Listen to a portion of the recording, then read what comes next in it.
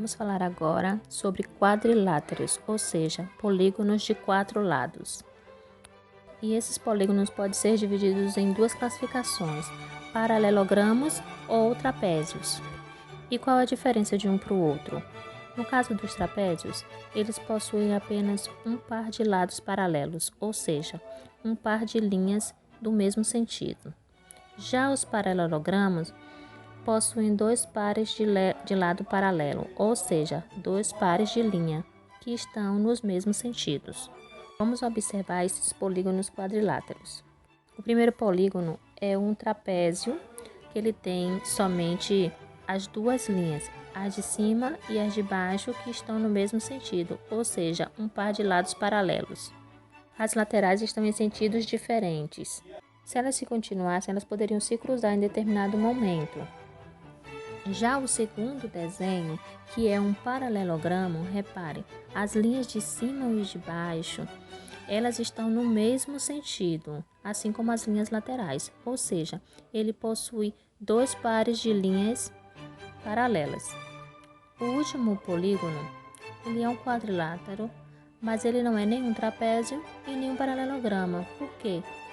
Cada linha, cada segmento está em um posicionamento, portanto, ele não possui nenhum par de paralelos. E os paralelogramos, eles podem ser divididos de acordo com as suas características.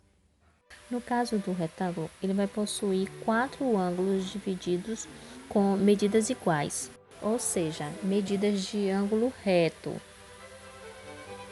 90 graus. E você pode reparar que os lados paralelos são iguais.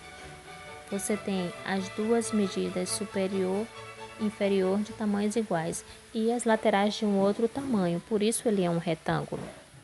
Agora, quando ele tem os 4 lados com as medidas iguais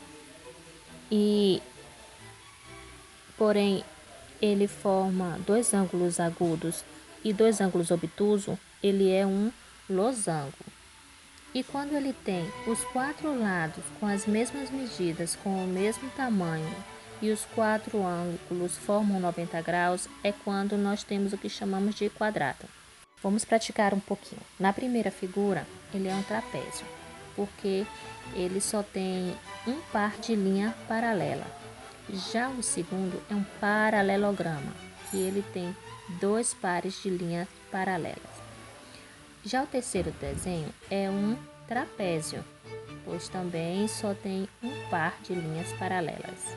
Agora, o quarto desenho, ele é um paralelogramo, porque ele é quadrilátero, tem dois pares de linhas paralelas e ele também é um retângulo, porque formam 4 ângulos de 90 graus.